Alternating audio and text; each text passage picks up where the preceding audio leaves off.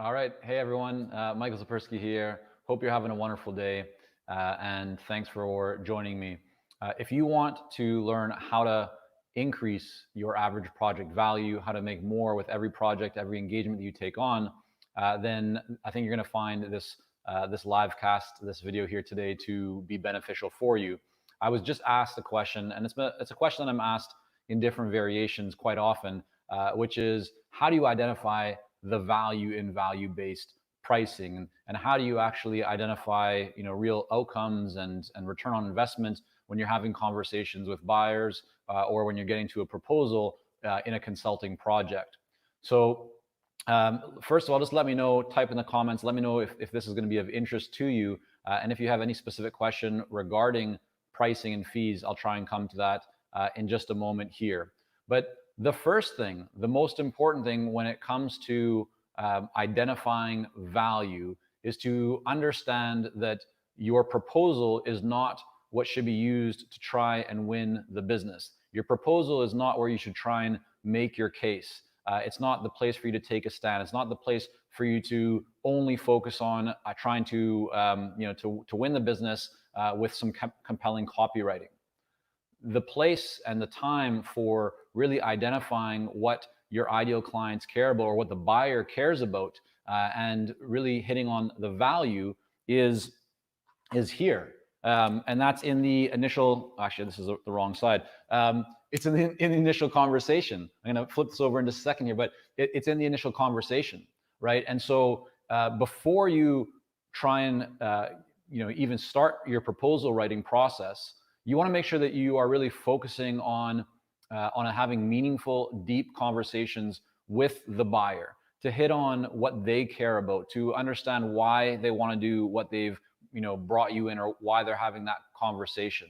And so I'm going to offer you here a few ideas. I think about 10 specific kind of points that you can use to identify value in every conversation, and that you can then take what you learn in that conversation and embed it into your proposal or into any document and even marketing materials, and therefore have a much better way to communicate value in a more compelling way that will be more relevant and aligned to your ideal clients and to your buyers. But before I dive in here, just take a moment, and I'd love to see what you feel are the big drivers of value. What should what do you look at when you're deciding how to talk about value in your proposals, or when you're thinking about how to communicate value even in conversations or in, with buyers? What do you use? What do you look at? Just type in it in the chat box or kind of in the comments here right now. What are some of the things that you always ask about, or you always look for, or you always hit on when it comes to identifying value and figuring out kind of return on investment? Just type that into the comments. Love to see here, get a collection from all of you that are on the live cast. I'm doing this simultaneously on LinkedIn and at our YouTube channel. So I'll check into both there. Always appreciate your comments. So just go ahead. I'll just take a minute to see a few people typing in right now, and go ahead and do that. And then as you're doing that, I'm going to flip something over here. But I'd like to see, what have you written down, right? How do you identify value? There we go. Okay, focus is back in. Let's now get focused on this screen. And let me go over these. Oops, sorry about that noise.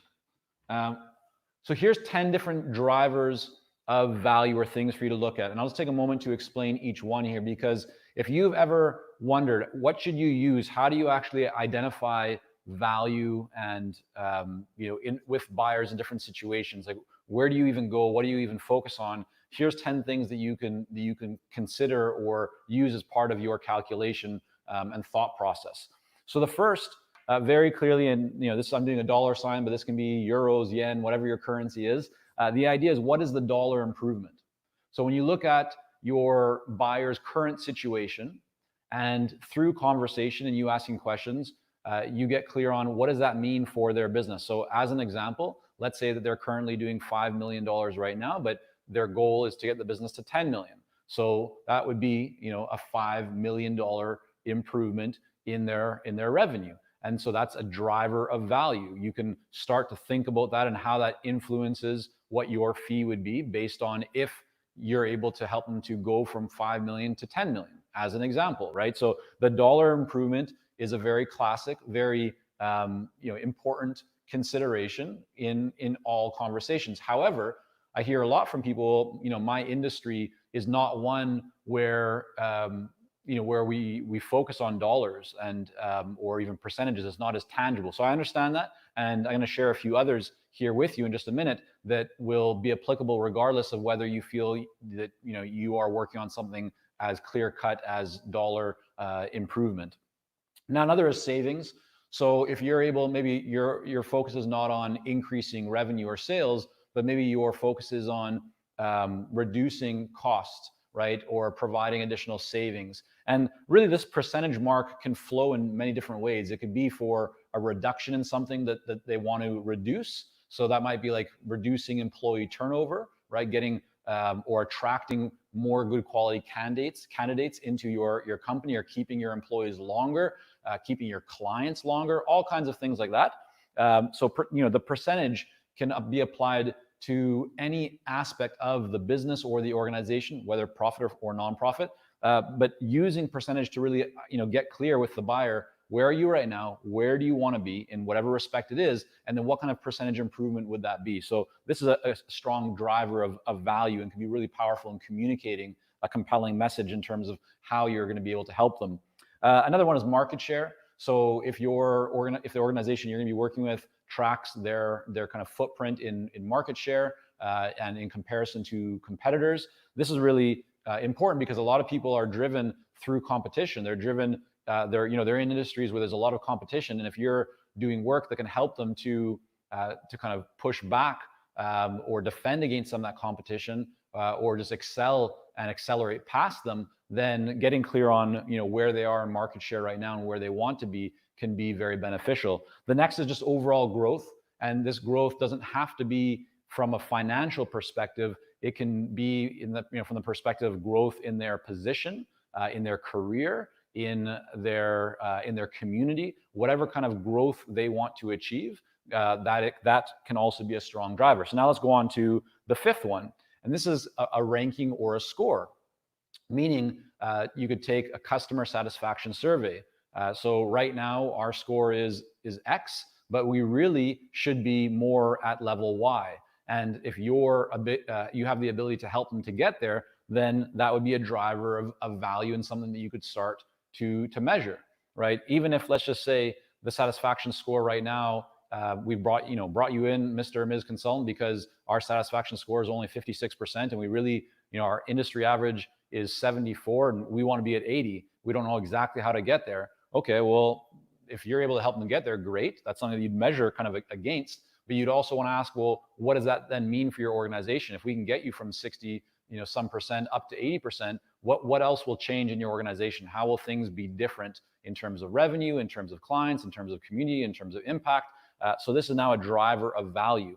Then another one can be morale, right? So what is the morale within your organization? Maybe morale is very low. Maybe people are leaving. Maybe there's a toxic environment. So it's bringing someone in that can help with leadership or coaching or whatever it is can help to increase morale. Well, that would also be a driver of value. And so another one here is stress and energy. If you're dealing with a buyer that is always feeling stressed, or they're feeling like they're not able to really maintain high levels of energy, like just they're drained from everything they're doing, they're not enjoying their work, not enjoying maybe their life, there's just a lot going on. Well, that's also a driver of value and would provide a positive return on that investment. Doesn't have to be financial, but it's a positive return. They feel better better at the end state compared to where they are when they begin. So they're better off through the work they do with you compared to before they started working with you.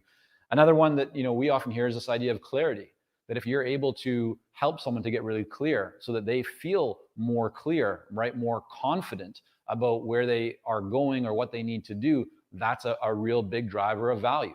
If someone feels that they're not even sure, well, I just actually spoke with a client who they were engaged because a very large retailer said to them, listen, we don't know why our sales have gone down, but they have. We don't know what to do about it. We can try all these different things, but we don't actually know why.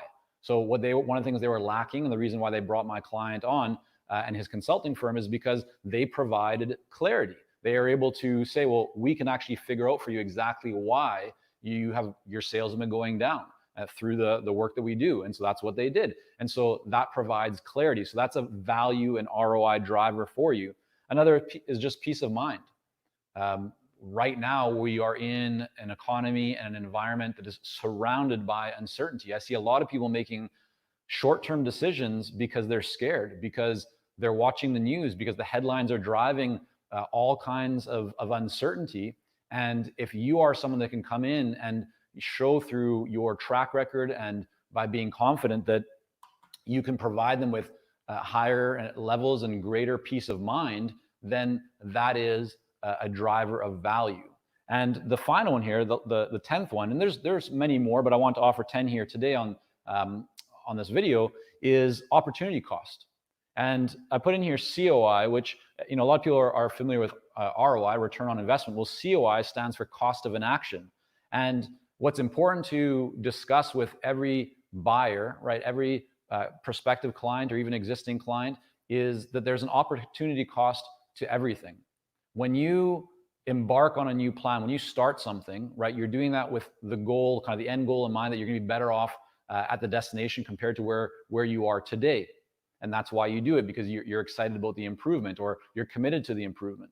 But there's also the flip side of that, which is just as true, which is that if you stay where you are right now, if you don't take action, if you don't reach out for help, if you don't start that initiative, whatever it is in business or in your personal life, there's an opportunity cost to staying where you are. If things don't change, if things stay the same, right, then there's a cost to that.